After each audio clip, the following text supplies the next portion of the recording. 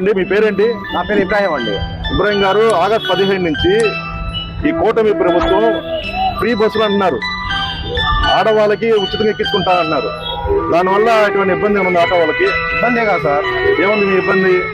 ఎక్కే వాళ్ళు ఉండరు ఇంకా మొత్తం ఇక ఆటో ఇప్పటికే ఆటోలు చాలా ఉన్నాయి గుంటూరులో. దాని మీదే మనం ఆధారం బతుకుతున్నాం. మనం ఓకే చదువుకున్నా కూడా ఏ ఉద్యోగాలు లేక దాని మీదే బతుకుతున్నాం మేము.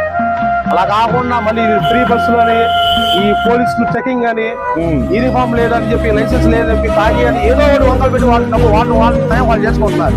దాని మీద బతికే వాళ్ళ మీద మళ్ళీ వీళ్ళు ఫ్రీ బస్సులు ఇంకా భావిస్తామండి. ఆటో తోలుతారు కదా మీరు, డైలీ ఎంత వస్తుంది మీకు?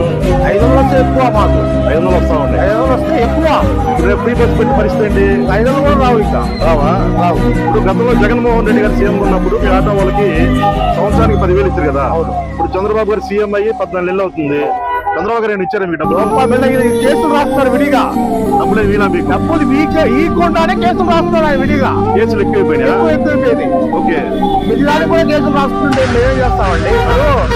ముగ్గురు పాసింగ్ వెనకాల మంచి ముందు 20 రూపాయల కోసం ముందు ఎక్కించుకుంటాం మేము. ఆ 20 రూపాయలు ఎక్కినందుకు 500 రూపాయలు కేసు రాస్తే ఇంకా 20 రూపాయలు కడతావా?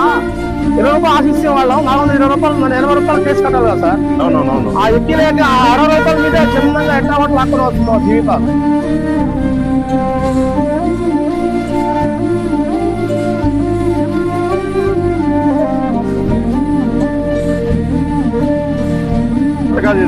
తప్పుడే సార్. అది ఆటో వాళ్ళకి అన్యాయం జరుగుతూ ఉంది. అవునవును. మరి దీనివల్ల మీకు మరి ఏం చేస్తే మీకు మంచి జరుగుతుంది? అది పెద్దలు ఉన్నారు కదా సార్, ఏదో వాళ్ళే న్యాయం చేయాలి. ఇంకా కాకపోతే మీకు న్యాయం చేసి అది ఏమన్నా జగన్మోహన్ రెడ్డి గారి లాగా సంవత్సరానికి 10,000 ఇచ్చినట్టు, లేకపోతే నెలకి ఏమన్నా మీకు కూడా పింఛన్ లాగా అది ఇచ్చి ఫ్రీ బస్ లో పెట్టినా రాష్ట్రాలు సంపాదించుకుంటారు, అలా కుటుంబం బతికించు అంతే కదా. అలా కాకుండా ఫ్రీ బస్ లో కరెక్ట్ కాదు మీ ఉద్దేశం? అవును సార్, అంతే కదా. గమనించారా ఆటో వాళ్ళ పరిస్థితి? గతంలో జగన్మోహన్ రెడ్డి గారు సీఎం ఉన్నప్పుడు సంవత్సరానికి 10,000 రూపాయలు ఇచ్చేవాళ్ళు, హ్యాపీగా బండి తోడుకునేవాళ్ళు, కాగితాలు ఖర్చులు దాంట్లో 10,000 అయిపోయేది, ఇంకా మిగిలితే ఆటో రిపేర్లు వేసుకున్న టైర్లు వేసుకునేవాళ్ళు. ఇప్పుడు చంద్రబాబు సీఎం అయినాక డబ్బులు ఇవ్వట్లేదు, మళ్ళీ ఉచిత బస్సు అన్నారు. రేపు మా కుటుంబం ఎలా?